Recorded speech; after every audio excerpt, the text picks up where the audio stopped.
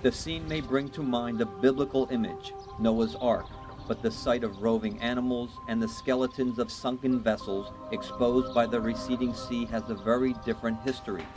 Several ships lie in this ship graveyard, as former fishermen call it, the ship of the desert, and its seagoing cousins. A few years ago, 13 vessels were buried in this sand. Only 6 remain as residents of nearby villages dismantle them to sell the scrap metal to China.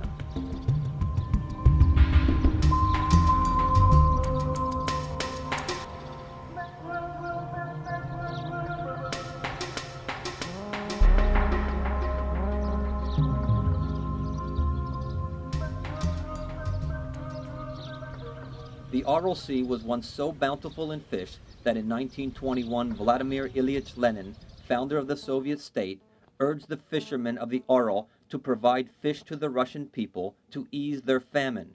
In the 1960s, however, as Soviet planners diverted 2 main rivers that fed the sea, the Amu Darya and Sir Darya, to irrigate agricultural lands, the water level dropped dramatically. 70-year-old fisherman Zanesh Jugamalev remembers the days of this tragic transformation.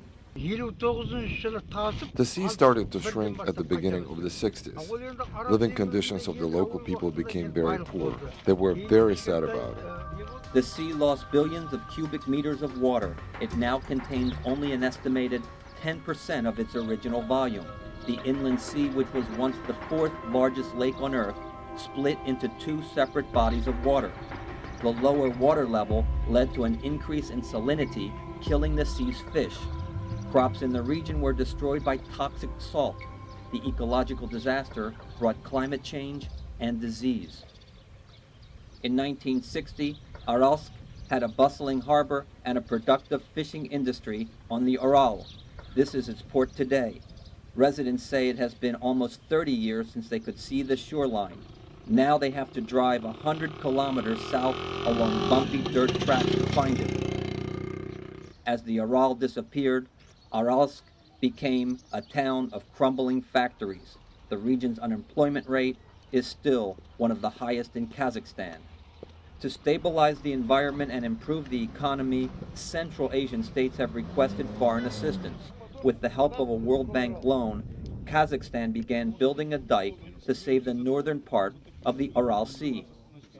Naimadin Mustabayev, mayor of the Aral region, says while the waters of the southern part continue to shrink, the northern Aral has been steadily rising.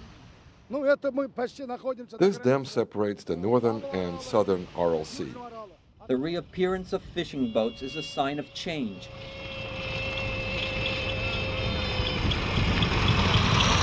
Dosen Kumanov and his brother Odai and 10 other villagers formed a fishing cooperative 4 years ago after the completion of the dike. A fisherman's life is very hard. We get up very early in the morning and spend the day on the water. This is our life year-round, but the fish provide us steady income. Now 50 families in their village rely on fishing. Kulmanov is optimistic about the future. Old fishermen were left without an income after the water disappeared. Some of them moved to other parts of Kazakhstan, but now their children are fishing. I think the living conditions of the fishermen are good now.